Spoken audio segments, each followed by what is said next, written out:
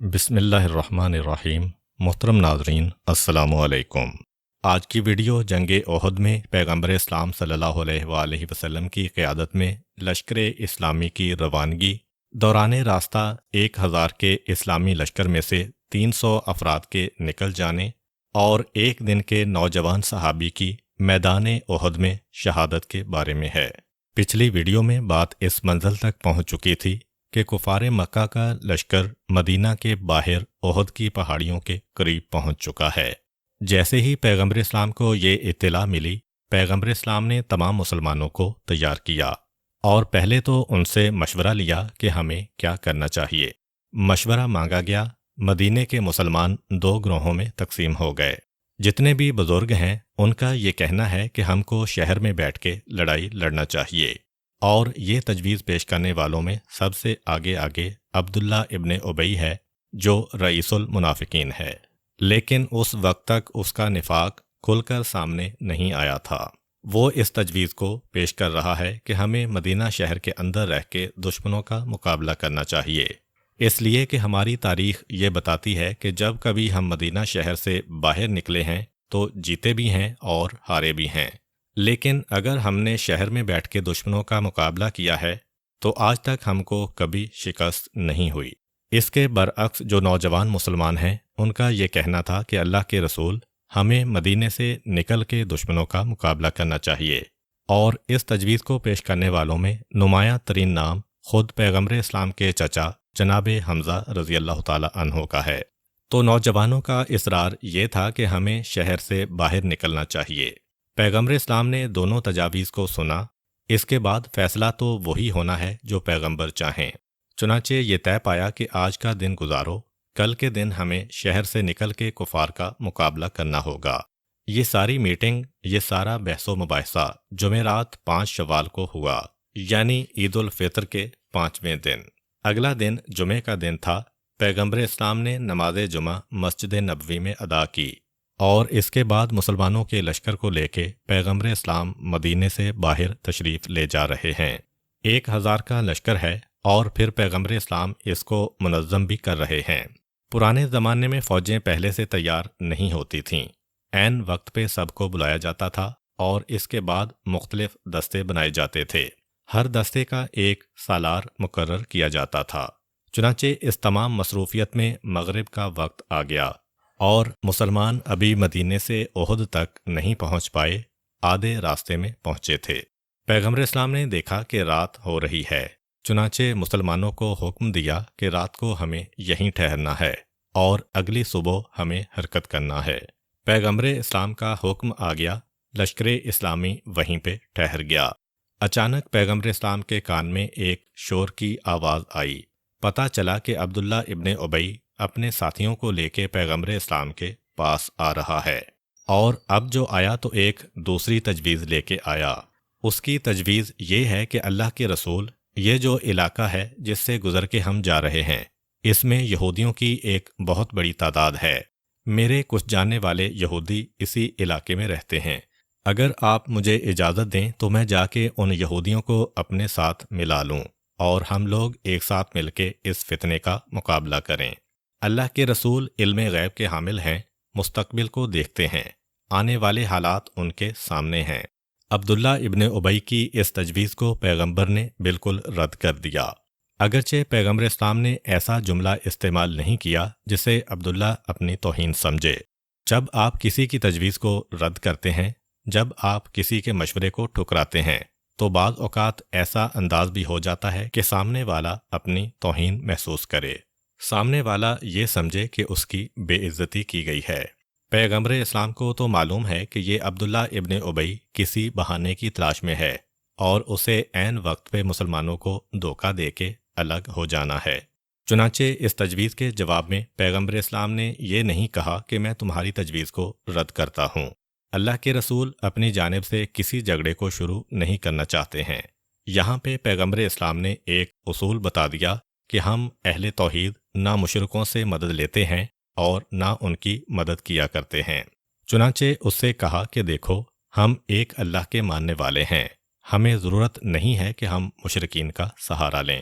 اس انداز سے پیغمبر نے جواب دیا کہ جتنے بھی سننے والے ہیں، کسی کے ذہن میں ایک لمحے کے لیے بھی یہ نہیں آیا کہ عبداللہ ابن ابی کی توہین ہوئی ہے۔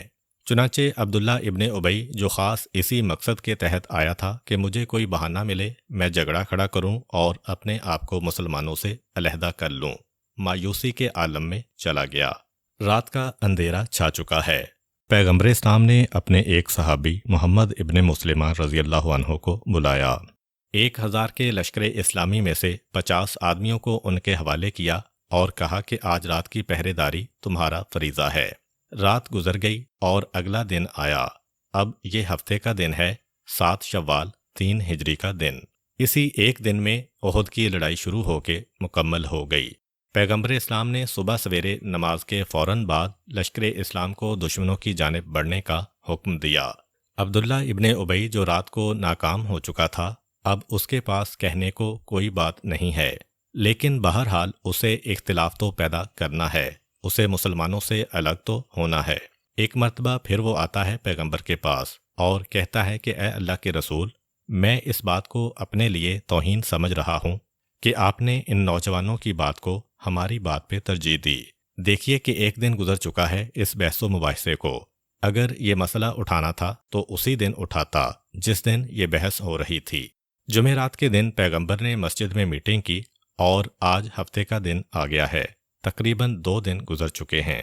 مسلمان احد کے قریب پہنچ گئے ہیں اور عبداللہ ابن ابی وہ 2 دن پہلے کی بات کو بہانہ بنا کے پیغمبر کے سامنے آیا اور کہا کہ ہم بزرگ ہیں، ہم تجربے کار ہیں، ہم اپنی قوم کے سردار ہیں، ہماری تجویز آپ نے رد کر دی اور بچوں کی تجویز کو آپ نے قبول کر لیا۔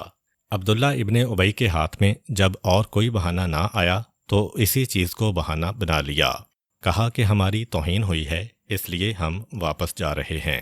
ہم ایسے لشکر کے ساتھ مل کے نہیں لڑ سکتے ہیں کہ جو ہماری تجویز تک قبول کرنے کو تیار نہ ہو، جو ہمارے مشورے تک کو ماننے کو تیار نہ ہو۔ ہم اپنی توہین محسوس کر رہے ہیں۔ یہ کہہ کے واپس چلا اور اکیلا نہیں گیا بلکہ اپنے ساتھ 300 ساتھیوں کو مزید لے کے واپس جاتا ہے۔ عبداللہ ابن ابی کے جانے سے اسلامی لشکر، جو پہلے ہی بہت مختصر تھا، کہاں 3000 کافروں کے مقابلے میں صرف 1000 مسلمانوں کا لشکر، اور کہاں 300 اور نکل گئے اور صرف 700 مسلمان باقی بچے ہیں جن کو کفار کے مقابلے میں جانا ہے۔ اب لشکر اسلام آگے بڑھ رہا ہے۔ کفار مکہ کو احد کے مقام پر آئے ہوئے 2 دن ہو چکے ہیں۔ وہ جمعرات کو پہنچے تھے اور آج ہفتے کا دن آ گیا ہے۔ چنانچہ مسلمانوں کو جلد از جلد احد کے مقام پر پہنچنا ہے۔ لیکن اب ایک بڑا مسئلہ یہ تھا کہ مدینہ شہر اور احد کے میدان کے درمیان لوگوں کے کھیت اور باغات تھے اور احد تک جانے کا راستہ بہت ہی زیادہ گھوم پھر کے جاتا تھا۔ مسلمان پہلے ہی کافی تاخیر کر چکے ہیں۔ لشکر اسلام کو جلد از جلد احد کے میدان میں پہنچنا ہے۔ اگر عام راستے سے جائیں گے تو بہت دیر لگے گی۔ ایسا نہ ہو کہ اتنی دیر میں کفار مکہ آگے بڑھ آئیں یا احد کے میدان میں کسی ایسی جگہ پہ پڑاؤ ڈالنا پڑے کہ جنگ کے دوران مسلمانوں کو نقصان ہو اور کفار کو فائدہ ہو۔ چنانچہ جتنا جلد مسلمان احد کے میدان میں پہنچ جائیں اتنا ہی اسلام کے حق میں بہتر ہے۔ لیکن کیا کیا جائے؟ عام راستہ جو ہے وہ بہت گھوم پھر کے جاتا ہے۔ ایک چھوٹا راستہ بھی ہے لیکن وہ چھوٹا راستہ عام راستہ نہیں ہے، بلکہ وہ ایک مسلمان جس کا نام مربع ابن کیزی ہے، اس کے کھیتوں میں سے گزر کر جاتا ہے۔ پیغمبر اسلام نے یہ صورتحال دیکھی، اپنے بعض ساتھیوں کو حکم دیا کہ جاؤ اور جا کر ان کھیتوں کے مالک کو بلا کے لاؤ۔ اب یہ کسی یہودی کے کھیت بھی ہو سکتے تھے، لیکن اتفاق سے یہ ایک مسلمان کے کھیت نکلے۔ اس کو بلایا گیا۔ پیغمبر اسلام نے یہ مسئلہ اس کے سامنے رکھا کہ ہمیں جلد از جلد میدان احد میں پہنچنا ہے۔ تمہارے کھیتوں کے درمیان میں سے اگر ہم گزریں تو جلدی پہنچ جائیں گے۔ 1 آدمی 2 آدمی کھیتوں میں سے جائیں تو اتنا نقصان نہیں ہے، لیکن 700 کا لشکر جب جائے گا بہرحال اس کی فصلوں کو کچھ نہ کچھ تو نقصان پہنچے گا۔ اس مسلمان نے جب یہ سنا تو اس کے لیے ایک مسئلہ آ گیا۔ اگر اللہ کے رسول کے حکم کا خیال کرتا ہے تو اس کے کھیت تباہ ہو رہے ہیں، اس کی فصل کا نقصان ہوگا، اسے مالی نقصان برداشت کرنا پڑے گا، اور اگر وہ اسلام کا خیال کرتا ہے تو یہ قربانی اسے دینا چاہیے۔ بس یہی وہ منزل ہے جہاں مومن اور منافق کا فرق پتہ چلتا ہے۔ ویسے تو ہر آدمی اسلام کا نعرہ لگاتا ہے، لیکن یہی آزمائشیں بتاتی ہیں کہ سچا کون ہے اور جھوٹا کون۔ مربے نے سنا، صاف انکار کر دیا۔ کہا، اللہ کے رسول، اتنی محنت کے بعد اب میں انتظار کر رہا تھا، اب میری فصل جب پکنے کے قریب ہے، اتنا بڑا لشکر یہاں سے گزرے گا تو مجھے شدید نقصان برداشت کرنا پڑے گا۔ میں اس کے لیے راضی نہیں ہوں، میں اس کی اجازت دینے کے لیے تیار نہیں ہوں۔ ایک مرتبہ پھر اسے سمجھایا گیا کہ دیکھو تو صحیح، تم اپنے ایک نقصان کی وجہ سے پورے مدینے کو خطرے میں ڈال رہے ہو، پورے اسلام کو خطرے میں ڈال رہے ہو۔ لیکن وہ خود غرض آدمی اپنی بات پہ اڑ گیا۔ اسلام عام حالات میں ایک مسلمان کے حق کا بہت زیادہ خیال رکھتا ہے، لیکن جب یہ دیکھا جائے کہ کوئی انسان اپنے فائدے کی خاطر پورے دین کو نقصان پہنچا رہا ہے تو مسئلہ بدل جاتا ہے۔ عام حالات میں ہر مسلمان کے لیے یہ حکم ہے کہ جب تک کہ کسی جگہ کا مالک راضی نہ ہو، ہم اس کی جگہ کو استعمال نہیں کر سکتے ہیں۔ لیکن جہاں پر مسئلہ پورے اسلام کا ہو جائے، جہاں پہ مسئلہ تمام مسلمانوں کا ہو جائے، وہاں پہ یہ حکم بدل جاتا ہے۔ پیغمبر اسلام جو عام حالت میں حرام قرار دے رہے ہیں، لیکن جب یہ دیکھا کہ یہ آدمی فقط اپنی فصلوں کو بچانے کے لیے پورے اسلام کا نقصان کروانے کو تیار ہے، اس کی نگاہ میں اس کے کھیت زیادہ اہم ہیں، اسلام اہم نہیں ہے۔ پیغمبر اسلام نے اپنے صحابیوں سے کہا، بس اب تمہیں اجازت ہے، چاہے یہ ناراض بھی ہو، چاہے یہ اجازت نہ بھی دے، تم اس کے کھیتوں سے گزر جاؤ۔ لشکر اسلام حکم رسول پاتے ہی ان کھیتوں میں سے گزرنے لگا۔ کھیتوں کے مالک نے دیکھا تو ایک ہنگامہ کھڑا کر دیا، یہاں تک کہ پیغمبر اسلام کی شان میں گستاخی کرنے لگا۔ اب پیغمبر کے ساتھ عام مسلمان نہیں ہیں، یہ سب مسلح مسلمان ہیں، ہر ایک کے پاس ہتھیار ہے۔ جب پیغمبر کی شان میں گستاخی دیکھی، مسلمانوں کا خون کھول اٹھا۔ بعض نوجوانوں نے تلوار نکال لی، کہا، اللہ کے رسول، ہم ابو سفیان کے لشکر سے تو بعد میں نپٹیں گے، پہلے اس گستاخ کا خاتمہ کیوں نہ کر دیں، جو اپنے آپ کو مسلمان بھی کہہ رہا ہے اور آپ کی شان میں گستاخی بھی کر رہا ہے۔ پیغمبر اسلام نے کہا کہ نہیں، جتنا حکم اسلام ہے اسی کے دائرے میں تمہیں رہنا ہے۔ اس کے کھیتوں سے گزرنا چونکہ ضروری ہو گیا ہے، اس کے علاوہ اس کے کسی بھی مال پہ، اس کی عزت پہ، اس کی جان پہ تم میں سے کسی کو حق نہیں ہے کہ کسی بھی قسم کا تصرف کرے۔ لیکن لشکر اسلام اس چھوٹے راستے سے گزرنے کی وجہ سے میدان احد میں مسلمان جلدی پہنچ گئے، جس سے ان کو ایک فائدہ ہوا، اور وہ فائدہ یہ ہوا کہ پیغمبر اسلام نے میدان احد کے نقشے کو دیکھتے ہوئے فوراً ایک حکم جاری کر دیا۔ میدان احد اس طریقے سے ہے کہ ایک کھلا میدان ہے اور اس میں ایک طرف پہاڑیوں کا سلسلہ چلا گیا ہے۔ دشمن کا مقابلہ کرنے کے لیے یہ بہترین فائدے والی چیز ہے کہ پہاڑیوں کے آگے جا کے لڑو، اس طرح کہ تمہاری پشت پہ پہاڑیاں آ جائیں تاکہ پیچھے سے دشمن حملہ نہ کرنے پائے۔ لیکن احد کی پہاڑیوں میں فقط ایک مسئلہ تھا کہ پہاڑیوں کے درمیان ایک درہ تھا، ایک چھوٹا سا راستہ تھا جس سے دشمن گزر کے آ سکتا تھا۔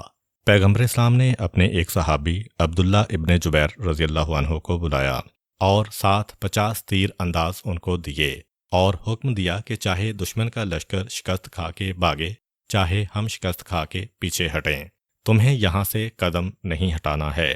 بعض روایتوں میں یہاں تک جملہ ہے کہ چاہے ہم دشمن کو شکست دیتے ہوئے مکہ تک پہنچ جائیں یا دشمن ہم کو ہراتا ہوا مدینے کے اندر داخل ہو جائے، تمہارے قدم یہیں پہ جمے رہنا چاہیے جب تک کہ میں تمہیں یہاں سے آنے کا حکم نہ دوں۔ خبردار، میدان جنگ کا کوئی بھی نقشہ ہو جائے، تمہاری ذمہ داری ہے کہ ان پہاڑیوں کے درمیان جو درہ ہے اس کے راستے کو بند رکھنا۔ پہاڑی درہ ایک ایسی چیز ہے کہ 50 آدمی 10,000 کے لشکر کو بھی روک سکتے ہیں۔ پیغمبر اسلام نے یہ 50 تیر انداز یہاں پہ بھیجے اور پھر اپنی فوج کی صفوں کو ترتیب دینا شروع کر دیا۔ اب احد کی لڑائی بالکل شروع ہونے والی ہے۔ پیغمبر اسلام نے لشکر کا بڑا علم جسے رایت کہا جاتا ہے، وہ حسب روایت حضرت علی کرم اللہ وجہہ کو عطا کیا، اور ایک چھوٹا علم جسے لواء کہا جاتا ہے اپنے قریبی صحابی جناب مصعب ابن عمیر رضی اللہ عنہ کو دیا۔ عین اس موقع پر پیغمبر اسلام کے سامنے ایک مسئلہ آ گیا کہ ایک انتہائی بوڑھا شخص میدان احد میں داخل ہوا۔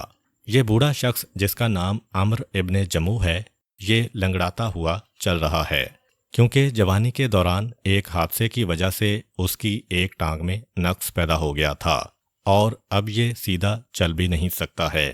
اس نے اپنے 4 جوان بیٹوں کو اور اپنی بیوی کے بھائی یعنی اپنے سالے کو لشکر اسلام میں مدینے میں شامل کر دیا تھا، لیکن اب پتہ نہیں بیٹھے بٹھائے ان کے دل میں کیا خیال آیا کہ لنگڑاتے ہوئے یہ ایک مرتبہ احد کے میدان میں داخل ہوئے، اور 5 تو ان کے قریب ترین رشتہ دار احد کی لڑائی میں موجود ہیں۔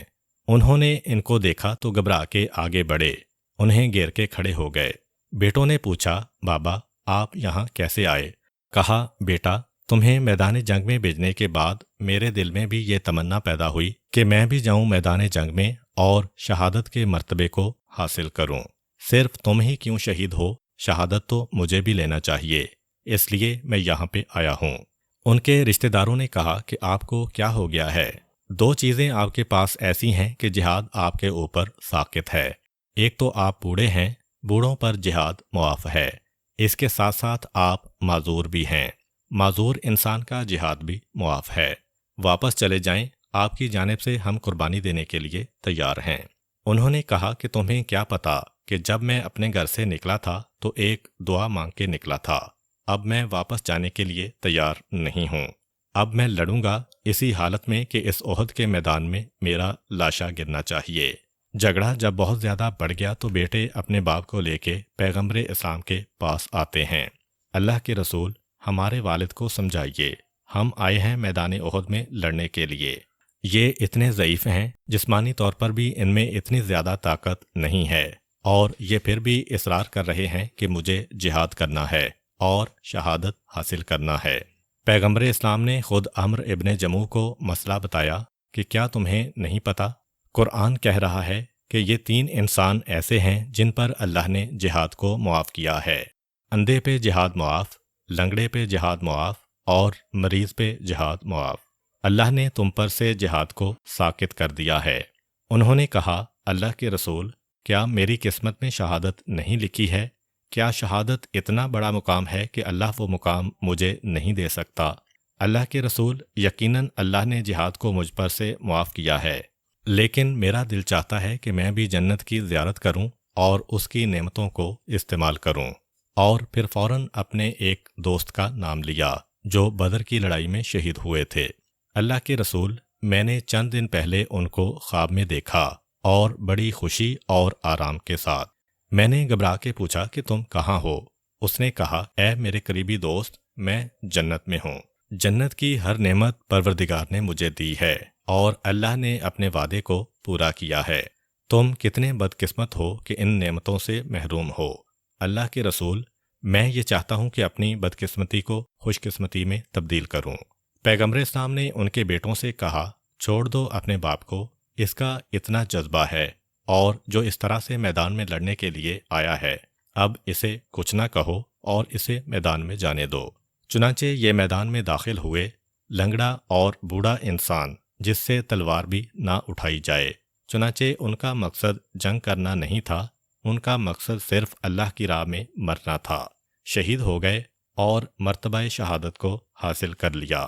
اور پھر جب احد کی لڑائی کے اختتام کے بعد مدینے سے لوگ آئے تھے اپنے شہیدوں کے لاشیں اٹھانے کے لیے، تو ان کی بیوی اور ان کی بہن اور وہ رشتہ دار جو مدینے میں رہ گئے تھے، وہ بھی آئے تھے احد کے میدان میں کہ دیکھیں تو صحیح کہ ہمارے خاندان کے سربراہ پہ کیا گزری۔ پتہ چلا کہ عمرو ابن جموح رضی اللہ تعالیٰ عنہ بھی شہید ہونے والوں میں شامل ہیں۔ چنانچہ ان کی بیوی نے اور ان کے باقی رشتہ داروں نے ایک اونٹ کے اوپر ان کی میت کو رکھا اور اونٹ کو لے کے چلے۔ جیسے ہی یہ اونٹ اس جگہ پہنچا جہاں احد کا میدان ختم ہوتا تھا، وہاں پر یہ اونٹ رک گیا۔ صرف رکا ہی نہیں بلکہ الٹا چلنے لگا۔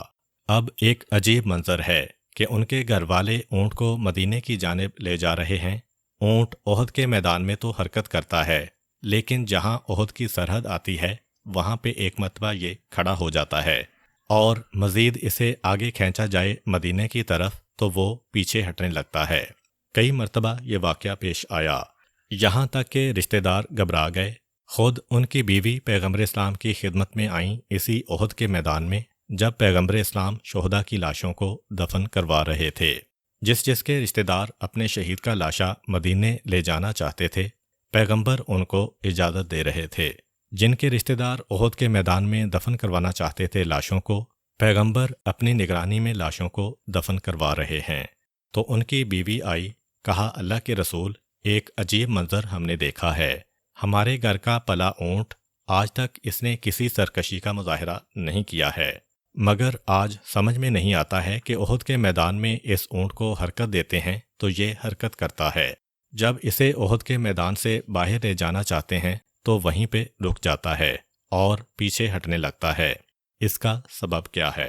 پیغمبر اسلام نے کہا کہ یہ تو بتاؤ کہ جب تمہارا شوہر گھر سے نکل کے یہاں آ رہا تھا تو کیا اس کی زبان پہ کوئی دعا تھی؟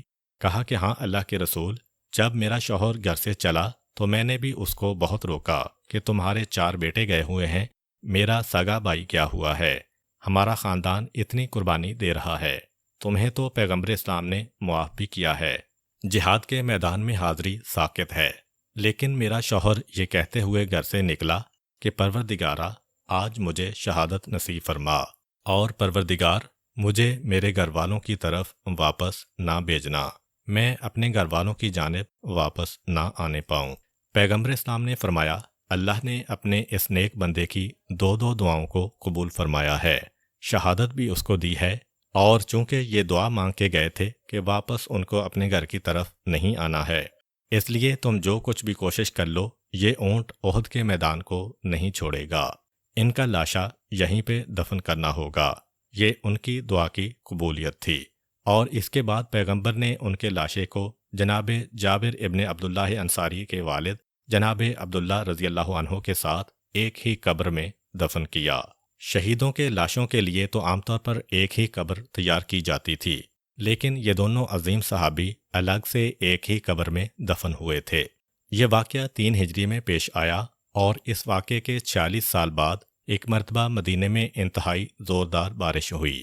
احد کی پہاڑیوں سے جو پانی بہہ کے نیچے آیا تو جو شہیدوں کی قبریں تھیں ان قبروں کو اس پانی نے خراب کرنا شروع کیا۔ مدینے کے اندر جس شہید کے خاندان والے اب تک زندہ تھے وہ لوگ دوڑ کے آئے اور قبروں کو صحیح کرنے لگے۔ جابر ابن عبداللہ انصاری رضی اللہ عنہ بھی اس وقت زندہ تھے۔ جابر بھی اپنے والد کی قبر کی حالت دیکھنے کے لیے آئے تو دیکھا کہ پانی کے بہنے کی وجہ سے ان کے والد کی قبر بھی کھل گئی ہے۔ والد کی قبر کھلی اور والد کی میت کے ساتھ عمر ابن جموع رضی اللہ عنہ کی میت بھی ہے، اور دونوں اتنے آرام کے ساتھ قبر میں لیٹے ہیں کہ جابر کہتے ہیں کہ ان کا کفن تک میلا نہیں ہوا، اور مجھے ایسا لگا کہ جیسے میرے والد اپنے سونے کے کمرے میں آرام کر رہے ہیں۔ اور کیفیت یہ ہے کہ جابر کے والد کو نیزے کا ایک زخم لگا تھا، اور شہادت سے کچھ پہلے جابر کے والد نے زخم کے اوپر ہاتھ رکھا تھا خون روکنے کے لیے، اسی حالت میں شہید ہو گئے، ہاتھ اسی طرح سے زخم پر تھا۔ پیغمبر اسلام نے اسی حالت میں ان کو دفن بھی کروا دیا۔ 46 سال کے بعد آج جب جابر نے غور سے دیکھا اپنے والد کو تو جابر نے یہ چاہا کہ اپنے والد کے ہاتھ کو ان کی پیشانی سے ہٹا دیں جہاں پہ زخم تھا اور جس کے اوپر یہ ہاتھ ہے، اور جس طرح کے طریقہ ہے کہ ہاتھ کو لمبا کر کے میت کے ساتھ لگایا جاتا ہے۔ لیکن جیسے ہی جابر نے اپنے والد کے ہاتھ کو پیشانی سے ہٹایا تو ان کے زخم سے تازہ خون دوبارہ جاری ہو گیا، اور فوراً مسلمانوں نے کہا کہ اے جابر یہ کیا کر رہے ہو، اپنے والد کے ہاتھ کو وہیں رکھو۔ یعنی 40 سال کے بعد راہ خدا میں شہید ہونے والا ایسا زندہ ہے کہ وہ جو اللہ کا وعدہ ہے کہ شہیدان راہ خدا زندہ ہیں، تو ایسے زندہ ہیں کہ کفن کو تو چھوڑیں، جسم کو تو چھوڑیں، زخم کے اندر خون اب تک موجود ہے، ہاتھ ہٹایا جاتا ہے تو خون جاری ہو جاتا ہے۔ چنانچہ ہاتھ کو دوبارہ وہیں زخم کے اوپر رکھا گیا اور ان دونوں صحابیوں کی قبر کو دوبارہ ڈانپ دیا گیا۔ بہرحال ایسے جذبے کے ساتھ بھی لوگ میدان میں لڑنے کے لیے آئے تھے جن کا کہنا صرف یہ تھا کہ ہم صرف اور صرف شہید ہونے کے لیے میدان میں آ رہے ہیں۔ اسی طرح ایک دوسرا بہت اہم واقعہ ہے، اور وہ واقعہ ہے جناب حنظلہ رضی اللہ تعالیٰ عنہ کا۔ جب احد کی لڑائی کے لیے پیغمبر اپنے لشکر کو تیار کر رہے تھے تو اس وقت کچھ لوگوں نے پیغمبر اسلام کے سامنے اپنے کچھ عذر پیش کیے کہ اللہ کے رسول ہمارے لیے یہ مجبوری ہے۔ قرآن کریم کا سورہ ہے سورہ نور، اس کی آیت نمبر 62 میں ایک اصول قرآن نے دیا ہے کہ اے ایمان لانے والو، اگر کبھی تمہیں ایسے موقع پہ مجبوری پیش آ جائے کہ اللہ اور اس کے رسول نے باہر نکلنے کا حکم دیا ہو تو اپنی مرضی سے گھر میں نہ بیٹھنا، بلکہ آ کے رسول سے اجازت مانگنا۔ اگر رسول اجازت دے دے پھر تمہارے اوپر سے وہ حکم ساقط ہو جاتا ہے۔ کچھ ایسے لوگ بھی تھے مدینے میں جن کے ساتھ کچھ مجبوریاں تھیں، ان میں سے ایک یہ جناب حنظلہ بھی تھے۔ اور حنظلہ کون ہیں؟ حنظلہ تاریخ اسلام کی بڑی اہم شخصیت ہیں۔ حنظلہ کے والد کا نام ہے ابو عامر، اور یہ وہ باپ بیٹے ہیں کہ باپ کے لیے لعنت آتی ہے اور بیٹے کے لیے رحمت آتی ہے۔ باپ کا نام آئے تو لعنت اللہ علیہ کہا جاتا ہے، بیٹے کا نام آئے تو رحمت اللہ علیہ اور رضی اللہ تعالی عنہ کہا جاتا ہے۔ حنظلہ کے والد ابو عامر ہیں۔ میدان احد میں اس ابو عامر کا ایک بڑا اہم واقعہ ہے۔ پیغمبر اسلام نے اپنے لشکر کو ترتیب دے دیا ہے، ادھر کفار مکہ نے بھی اپنے لشکر کو ترتیب دے دیا ہے، لیکن اسی دوران ابو عامر آگے آیا۔ یہ ابو عامر بڑی عجیب شخصیت ہے، عجیب اس طرح سے کہ تاریخ یہ بتاتی ہے کہ مسلمان ہجرت کر کے مکے سے مدینے آئے، لیکن تاریخ میں ایک آدمی ایسا بھی ہے جو مدینے سے ہجرت کر کے مکے گیا تھا، وہ یہی ابو عامر تھا۔ اسلام آنے سے پہلے یہ مدینے میں رہا کرتا تھا اور بڑا ہی دیندار اور بڑا ہی مقدس آدمی تھا۔ اگرچہ یہ بت پرست تھا، لیکن یہودیوں کے ساتھ رہنے کی وجہ سے یہ تورات کے تمام احکامات پر بھی عمل کیا کرتا تھا اور انتہائی مقدس انسان مانا جاتا تھا، اتنا مقدس کہ مدینے والوں نے اس کا لقب رکھا تھا راہب۔ جب پیغمبر اسلام مدینے میں آئے اور اسلام مدینے میں پہنچا تو یہودیوں کی وجہ سے اس نے اسلام کی کھلم کھلا مخالفت کی، پیغمبر اسلام کے خلاف ہو گیا اور اتنی مخالفت کی کہ انہی مدینے والوں نے اس کا نام بدل دیا۔ پہلے اس کو راہب کہتے تھے، اب اس کو فاسق کہنے لگے۔ اور جب ایک مرتبہ اس نے پیغمبر پر قاتلانہ حملہ کرانا چاہا اور یہ بات کھل گئی تو یہ گھبرا کے مدینہ چھوڑ کے بھاگا۔ ظاہر ہے پناہ کہاں ملے گی؟ مکے میں ملے گی۔ مکے میں سارے دشمنان اسلام موجود ہیں۔ چنانچہ ابو عامر مکہ میں جا کے رہا، اپنے ساتھ یہ 50 آدمیوں کو اور ورگلا کے لے گیا تھا۔ یہ 50 آدمی بھی مکہ میں تھے۔ مکہ میں جا کے اس نے اپنی عزت بڑھانے کے لیے اور اپنا مقام بڑا کرنے کے لیے مکہ کے سرداروں سے یہ کہہ رکھا تھا کہ مدینے میں میرا بڑا اثر و رسوخ ہے، مدینے والے میری ساری باتیں مانتے ہیں۔ مدینے کے لوگ تو مجھے راہب کہا کرتے تھے۔ اس جادوگر نے آ کے ان کو بھڑکا دیا، لیکن میرا خاندان، میرا قبیلہ ہے اور میرا اپنا بہت زیادہ مدینے کے اندر ایک بلند مقام ہے۔ یہ اس نے مکے والوں سے کہہ رکھا تھا۔ بدر کی لڑائی میں یہ میدان میں نہیں نکلا تھا، لیکن جب احد کی لڑائی کے لیے لشکر چلا تو اس نے جا کے ابو سفیان سے کہا کہ مجھے بھی اپنے ساتھ لے چلو۔ مدینے والے میرا اتنا احترام کرتے ہیں کہ اگر وہ مجھے دیکھ لیں گے تمہارے ساتھ تو مدینے کا کوئی آدمی تو رسول کا ساتھ نہیں دے گا، ان کے ساتھ وہی تمہارے ساتھی رہ جائیں گے، یعنی جو مکہ کے پرانے آدمی ہیں جو ہجرت کر کے گئے تھے۔ مدینے والے میری شکل دیکھتے ہی اس کو چھوڑ کے آ جائیں گے۔ غرض یہ کہ ایسی جھوٹی سچی باتیں کر کے اپنا مقام اور اپنی عزت بڑھائی مکے میں، اور یہ بھی اس احد کی لڑائی میں آیا۔ جس وقت کفار مکہ نے ابو سفیان کی قیادت میں اپنے لشکر کو ترتیب دے لیا تو ابو سفیان یہ منظر دیکھ رہا ہے۔ ابو سفیان گیا لشکر اسلامی کے پاس اور کہا کہ مدینے والو دیکھو، ہمارا تمہارا کوئی جھگڑا نہیں ہے، بلکہ ہمارے تمہارے تو پرانے تجارتی تعلقات ہیں۔ ہم تو فقط اپنے دشمنوں سے، اپنے مجرموں سے جھگڑا کرنے آئے ہیں جو ہمارے شہر میں رہ کے فساد برپا کرتے تھے، اب اس کو چھوڑ کے تمہارے ہاں آ گئے ہیں۔ اگر تم ان کو چھوڑ کے چلے جاؤ تو ہم تم کو کچھ نہیں کہیں گے۔ یہ اتنا بڑا لشکر ہمارے ساتھ ہے، یہ تمہیں قطعاً کوئی نقصان نہیں پہنچائے گا، بلکہ مدینے کی حفاظت ہم کریں گے۔ اگر تم ہمارے مجرموں کو چھوڑ دو، ہم جانیں یہ جانیں۔ یہ ساری تقریر ختم ہوئی مگر اس کا فائدہ کچھ نہیں نکلا، کیونکہ ایک مرتبہ لشکر اسلام سے آوازیں بلند ہوئیں کہ جب تک ہم میں سے کوئی ایک زندہ ہے، تم میں سے کوئی کسی مکے والے مسلمان کے قریب بھی نہیں آ سکتا ہے، ہماری جانیں قربان ہمارے رسول کی ذات پر۔ ایسی زندگی لے کے ہم کریں گے کیا کہ ہم زندہ ہوں اور ہمارا رسول شہید ہو جائے؟ پہلے ہم مریں گے، پھر تم ہمارے رسول تک پہنچ سکتے ہو۔ جس وقت مدینے والوں نے یہ جواب دیا تو وہ تقریر تو ختم ہو کے رہ گئی، اس کا وہ منصوبہ تو فیل ہو گیا کہ لشکر اسلام کے 2 ٹکڑے کر دیے جائیں۔ اب ابو سفیان پلٹ کے اپنے لشکر میں آیا، ابو عامر کو بلایا، کہا کہ تم یہ کہتے تھے کہ تمہارا مدینے میں بہت زیادہ اثر و رسوخ ہے، پورا مدینہ تم کو مانتا ہے، اب وقت آ گیا ہے، تم جاؤ اور جا کے اپنے ساتھیوں کو سمجھاؤ۔ ابو عامر بھی ایک مرتبہ جومتا ہوا آگے بڑھا، اس کے ساتھ وہ 50 ساتھی ہیں جن کو لے کے وہ مدینے سے مکے گیا تھا، اور وہ جا کے انصار مدینہ کے سامنے کھڑا ہو گیا۔ یہ یاد رکھیں کہ جب بھی لشکر کو پیغمبر بناتے تھے، مہاجرین کو ایک طرف رکھتے تھے، انصار کو ایک طرف رکھتے تھے۔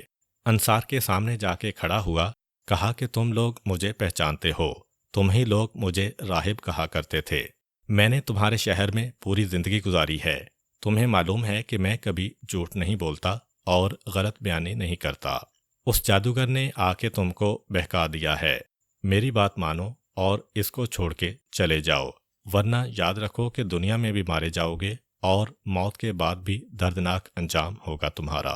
ابو عامر کی تقریر جاری ہے، لیکن جیسے جیسے وہ تقریر کر رہا ہے، مدینے کے پرانے لوگ جو ایک زمانے میں اس کا احترام کرتے تھے، لیکن یاد رکھیے کہ جتنے بھی احترام ہیں سب کا تعلق دین سے ہے، جہاں پہ دین نہ رہے وہاں پہ قابل احترام سے قابل احترام کی بھی کوئی عزت نہیں کی جائے گی، اور جہاں دین آ جائے تو معاشرے کا بدترین انسان بھی ہمارا آپ کا سردار بن جاتا ہے۔ چنانچہ مدینے والوں نے ایک ساتھ آواز لگائی، اے اپنے آپ کو راہب کہنے والے، ہم تمہیں فاسق کہتے ہیں، واپس چلے جاؤ، ہم نہ تو تمہیں مرحبا کہنے کو تیار ہیں، نہ اہلاً و سہلاً کہنے کو تیار ہیں، واپس چلے جاؤ، ہم تمہاری شکل نہیں دیکھنا چاہتے، ہم تمہاری آواز نہیں سننا چاہتے ہیں۔ لیکن اس کی تقریر جاری رہی۔ جب اس نے کچھ اور تقریر کی، تب انصار مدینہ نے اس پر پتھر پھینکنا شروع کیے۔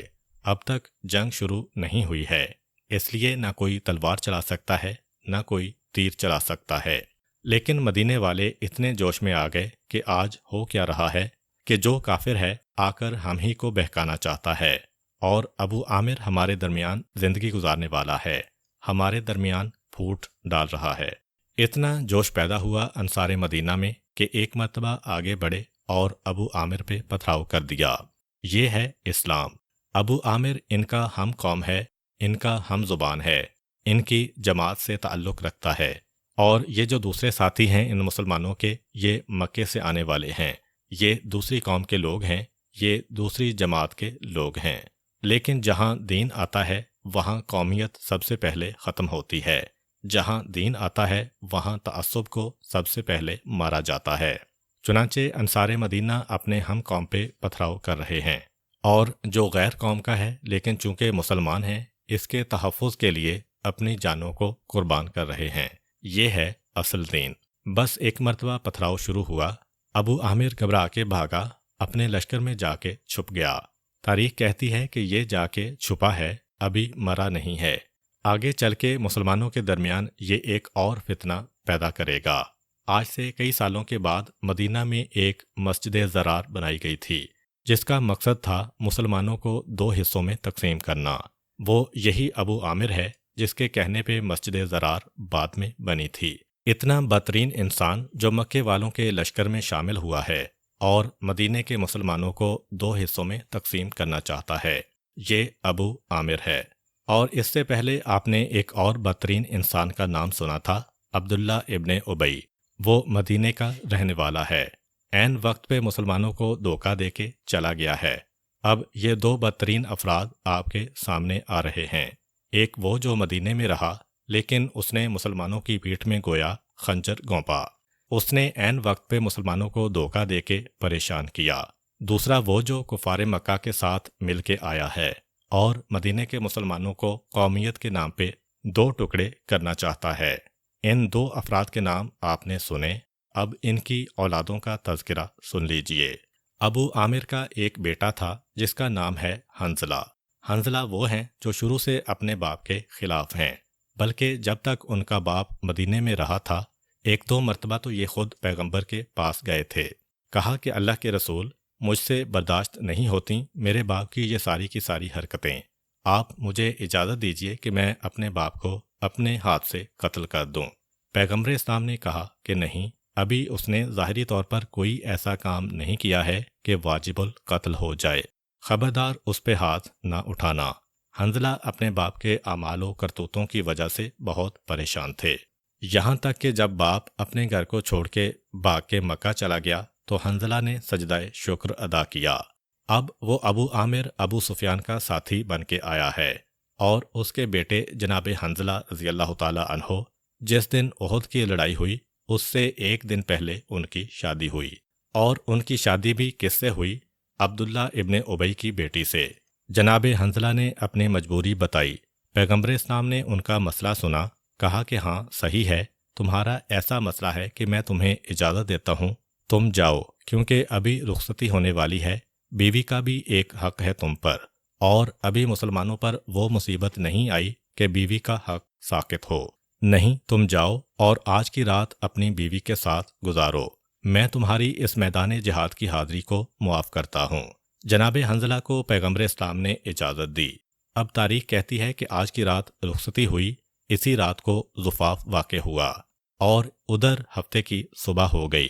نماز صبح کے بعد بھی یہ اپنی بیوی کے پاس تھے، اور وہاں مسلمان میدان احد میں لڑنے کے لیے تیار ہو چکے ہیں، یہاں تک کہ کچھ وقت کے بعد مدینے میں یہ خبر آئی کہ مسلمانوں کو شکست ہو رہی ہے اور کفار مکہ جیت رہے ہیں۔ حنظلہ اپنی بیوی کے ساتھ بیٹھے ہیں، جیسے ہی کان میں یہ خبر پہنچی، ایک مرتبہ تڑپ کے کھڑے ہوئے، اللہ کے رسول نے مجھ کو معاف کر دیا، میدان جہاد کی حاضری ساقط ہے، لیکن جب ایسا وقت آ جائے کہ مسلمان شکست کھانے لگیں تب تو مجھے جانا ہی چاہیے اور اپنی جان قربان کرنا چاہیے۔ ایک مرتبہ بے اختیار کھڑے ہوئے اپنے مقام پہ، گھر سے نکلنا چاہتے ہیں، بیوی نے کہا کہ جا تو رہے ہو لیکن میری ایک خواہش ہے، اسے پورا کر دینا۔ پوچھا کیا خواہش ہے؟ کہا کہ پہلے 4 آدمی مدینے کے اندر جو قابل بھروسہ ہیں، دیانتدار ہیں، 4 ایسے آدمی ڈھونڈ کے لاؤ۔ اب مدینے کے اندر جتنے نوجوان ہیں وہ سب تو لشکر اسلام میں شامل ہیں، جو رہ گئے ہیں وہ سب کے سب فاسق و فاجر ہیں، منافق ہیں۔ ہاں بزرگوں کے اندر کئی ایسے بزرگ تھے جو انتہائی دیندار تھے، مگر پیغمبر اسلام نے کہا کہ بوڑھوں پہ جہاد واجب نہیں ہے۔ اب جناب حنظلہ پریشان تو ہوئے کہ میدان جنگ میں مجھے جانا ہے، اپنی جان قربان کرنا ہے، لشکر اسلام شکست کھا رہا ہے، اور بیوی سامنے کھڑی ہے کہ 4 آدمیوں کو لے کر آؤ، پھر میں تمہیں جانے دوں گی۔ خیر اسی محلے میں 4 آدمی مل گئے، 4 بزرگوں کو بلایا گیا کہ آئیے ایک کام ہے۔ پتہ نہیں کیا کام ہے، میری بیوی کی ایک خواہش ہے۔ پہنچے ان کے گھر یہ 4 بزرگ۔ بیوی نے حنظلہ سے کہا کہ تم ان بزرگوں کے سامنے یہ تصدیق کرو کہ آج کی رات رخصتی ہوئی ہے، اور آج کی رات ہمارے تمہارے تعلقات قائم ہوئے ہیں، اور آج کی رات ہی زفاف واقع ہوا ہے، تم اس کی تصدیق کرو، ایسا نہ ہو کہ تم میدان جنگ میں شہید ہو جاؤ اور بعد میں مجھ پہ تہمت لگائی جائے، بعد میں مجھ پر الزام لگایا جائے اگر میری کوئی اولاد ہوئی۔ چنانچہ ان 4 آدمیوں کے سامنے جناب حنظلہ نے تصدیق کی کہ واقعاً میری بیوی صحیح کہتی ہے، اور اس وقت مجھ پر غسل واجب ہے، ابھی تک میں نے غسل نہیں کیا ہے، لیکن میدان جنگ میں جانا اس سے بھی زیادہ اہم ہے، میں میدان جنگ میں لڑنے کے لیے جا رہا ہوں، تم 4 آدمی اس کے گواہ رہنا۔ یہ کہہ کے جناب حنظلہ چلے۔ جناب حنظلہ تو میدان کی جانب چلے، یہاں پہ ان 4 بزرگوں نے حنظلہ کی بیوی سے یعنی عبداللہ ابن ابی رئیس المنافقین کی بیٹی سے سوال کیا کہ یہ آخر پہلی مرتبہ ہم نے دیکھا ہے، ہماری زندگی گزر گئی اسی مدینے میں، آج تک کبھی ایسا نہیں ہوا کہ کوئی بیوی اس طرح سے گواہ رکھوائے اپنی رخصتی کے بعد، آخر اس کی وجہ کیا ہے؟ جناب حنظلہ کی بیوی نے کہا کہ رات کو جب میری آنکھ لگ گئی تو میں نے دیکھا تھا کہ آسمان میں ایک شگاف پیدا ہوا، میرا شوہر اس شگاف میں داخل ہو گیا اور آسمان دوبارہ جڑ گیا اور میرا شوہر غائب ہو گیا ہے۔ اس خواب کو دیکھ کے میرے دل میں یہ خیال پیدا ہوا کہ شاید آج میرا شوہر آسمانوں کی جانب جانے والا ہے، شاید آج میرا شوہر شہید ہونے والا ہے، تو مجھے ڈر پیدا ہوا کہ ایسا نہ ہو میری اولاد پہ تہمت لگ جائے، اور میرے اوپر کوئی الزام لگ جائے۔ تاریخ کہتی ہے کہ جناب حنظلہ کی بیوی کا یہ خیال صحیح بھی تھا، کیونکہ اسی رات کے نتیجے میں جناب حنظلہ کے ہاں بیٹا بھی پیدا ہوا، اپنے باپ کی شہادت کے 9 مہینے بعد۔ بیٹے کا نام عبداللہ تھا، اور یہ عبداللہ وہی شخصیت بنے کہ جب یزید نے مدینے پہ حملہ کیا تھا۔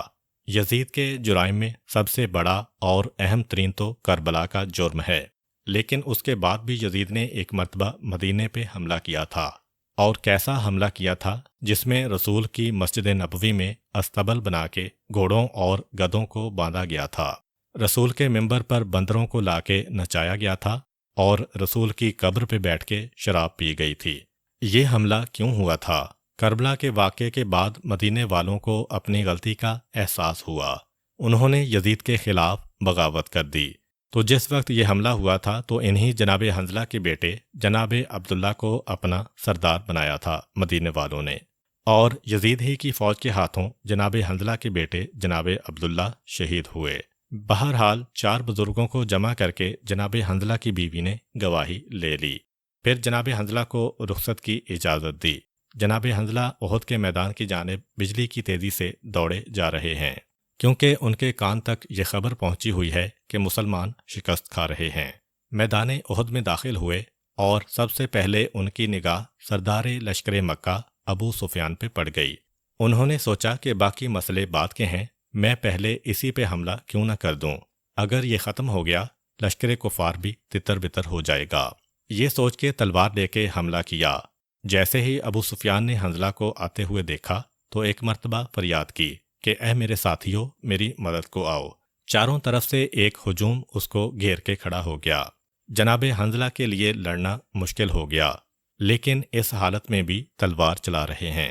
ایک کافر نے پیچھے سے آ کے جناب حنظلہ کے پہلو میں اتنی قوت سے نیزہ مارا کہ ایک پہلو میں یہ نیزہ داخل ہوا اور دوسرے پہلو سے نکل گیا۔ جناب حنظلہ زمین پہ گرے، مگر گرتے گرتے بھی وہ جوش کہ نیزہ مارنے والے کی گردن کو اپنی تلوار سے جدا کیا۔ اسی میدان احد میں شہادت پائی۔ تاریخ کہتی ہے کہ جب شام کا وقت آیا اس میدان کا اور احد کی لڑائی اختتام کو پہنچی، تو پیغمبر اسلام نے بعض صحابیوں کا نام لیا اور کہا کہ جا کے ان کے لاشیں لے کے آؤ۔ اس وقت ایک مرتبہ پیغمبر نے کہا کہ تم میں سے کسی نے حنظلہ کا لاشا دیکھا ہے؟ سوال کیا صحابہ نے کہ اللہ کے رسول، آپ یہ سوال کیوں کر رہے ہیں؟ کہا کہ میں نے ابھی ابھی دیکھا ہے، آسمان کے فرشتے سونے کے برتنوں میں جنت کی کوثر کا پانی لے کے آ رہے ہیں، اور جب میں نے پوچھا کہ یہ پانی کیوں آ رہا ہے تو مجھے بتایا گیا کہ آپ کے شہید ہونے والوں میں ایک ایسا شہید بھی ہے کہ جس پر غسل واجب تھا، اور اس نے اس حالت میں شہادت کو پایا ہے، ہم اس کو غسل دینے کے لیے آ رہے ہیں۔ وہ فرشتے جو جنت کی حوض کوثر کا پانی لے کر آئے ہیں، وہ ابھی ابھی غسل دے کے واپس جا رہے تھے، تو جا کے دیکھو تو صحیح حنظلہ کا لاشا کہاں ہے۔ اصحاب رسول حنظلہ کے لاشے کی تلاش میں چلے۔ ایک صحابی کہتے ہیں کہ جب حنظلہ کا لاشا ہم کو ملا تو ہم نے دیکھا کہ واقعاً ان کے بالوں میں سے پانی ٹپک رہا ہے، اور ایسا لگ رہا ہے کہ جیسے ابھی ابھی کوئی ان کو غسل دے کے گیا ہے۔ اسی وجہ سے جناب حنظلہ کا لقب ہی غسیل الملائکہ ہے، یعنی وہ شہید جسے فرشتوں نے آ کے غسل دیا ہے۔ اور جناب حنظلہ کا لقب وہ ہے کہ ان کی پوری نسل میں یہ چلتا رہا ہے۔ اکثر ان کی اولاد فخر کرتی تھی کہ ہم اس خاندان سے ہیں جس میں غسیل الملائکہ گزرے ہیں۔ لیکن یہ حنظلہ کون؟ عبداللہ ابن ابی کے داماد، وہ عبداللہ ابن ابی جو عین وقت پر مسلمانوں کو دھوکہ دے کے گیا۔ اس کی بیٹی کا کردار بھی آپ نے دیکھا۔ اور کون ہے حنظلہ؟ ابو عامر کے بیٹے ہیں۔ وہ ابو عامر جو سب سے پہلے میدان احد میں مسلمانوں کے لشکر کو تقسیم کرنے کے لیے آتا ہے، اور ایسی زہریلی تقریر کرتا ہے کہ مسلمانوں میں مقامی اور غیر مقامی کا تعصب پیدا ہو جائے، باپ ایسا اور بیٹا ایسا۔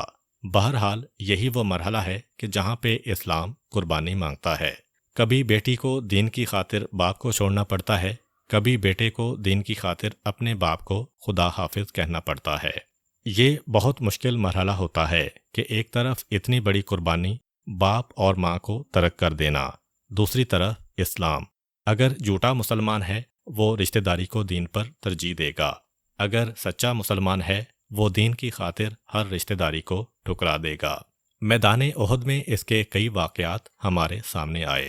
ابو عامر کا خطاب ختم ہوا مگر اس کا منصوبہ ناکام ہوا اور اس کو بھاگنا پڑا۔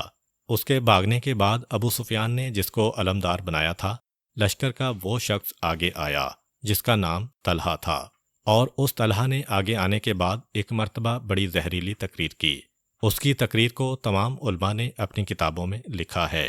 اس کا تعلق ایک خاص خاندان سے ہے جس کا نام تھا بنو عبد الدار۔ اس خاندان کے لوگ اس بات میں بہت مشہور تھے کہ اگر ان کے ہاتھ میں پرچم دے دو تو یہ مر جائیں گے لیکن اپنی زندگی میں پرچم نہیں گرنے دیں گے۔ تو ابو سفیان نے خاص طور پر ایک نعرہ بلند کیا کہ بدر کی لڑائی میں ہم نے جو شکست کھائی ہے اس میں زیادہ قصور ہمارے علمبرداروں کا ہے جن کے ہاتھ میں پرچم تھا۔ انہوں نے ہم کو دھوکہ دیا، 4-5 سردار مرے، وہ جھنڈا پھینک کے بھاگ کھڑے ہوئے۔ چنانچہ انہیں دیکھ کر پورا لشکر بھاگ اٹھا۔ آج کے دن ہم ایسے آدمی کو پرچم دیں گے اپنے لشکر کا کہ وہ کبھی بھی میدان سے نہ بھاگے، وہ مر جائے گا لیکن کبھی پرچم نہیں گرنے دے گا۔ یہ کہہ کے اس خاص خاندان کے فرد طلحہ کو بلایا اور کہا کہ یہ پرچم تمہارے حوالے ہے۔ ادھر پیغمبر اسلام نے بھی ایک چھوٹا جھنڈا جناب مصعب ابن عمیر رضی اللہ عنہ کو دیا تھا۔ مصعب ابن عمیر کا تعلق بھی اسی خاندان سے ہے، غالباً اسی لیے کہ اگر تم اپنی طرف سے عبد الدار کے خاندان کو لے کے آئے ہو تو ہمارا بھی ایک جھنڈا اسی خاندان کے آدمی کے ہاتھ میں ہوگا۔ اب کفار مکہ کا جھنڈا بھی بنو عبد الدار کے ہاتھ میں اور مسلمانوں کا ایک جھنڈا بھی اسی خاندان کے ہاتھ میں۔ طلحہ جو علمدار ہے کفار مکہ کا، جھنڈا لے کے باہر آیا اور کہا کہ اے مسلمانوں، تمہارا تو یہ عقیدہ ہے کہ جو مسلمان ہماری تلوار سے مارا جائے وہ سیدھا جنت میں جاتا ہے، اور جو مسلمان ہم کو مار دے تو ہم سیدھا جہنم میں جاتے ہیں۔ تو ہے کوئی تم میں ایسا انسان جو میری تلوار سے مر کے جنت میں جائے یا اپنی تلوار سے مجھے مار کے دوزخ میں بھیج دے؟ یہ تقریر کر رہا ہے، انتہائی طنزیہ تقریر۔ حضرت علی کرم اللہ وجہہ یہ برداشت نہ کر سکے۔ اگرچہ پیغمبر اسلام کا عام طور پر طریقہ کار یہی ہوتا ہے کہ علی کو سب سے آخر میں اجازت دی جاتی ہے تاکہ کسی مسلمان کو یہ کہنے کا موقع نہ ملے کہ تیار تو ہم بھی تھے لیکن ہم سے پہلے علی چلے گئے۔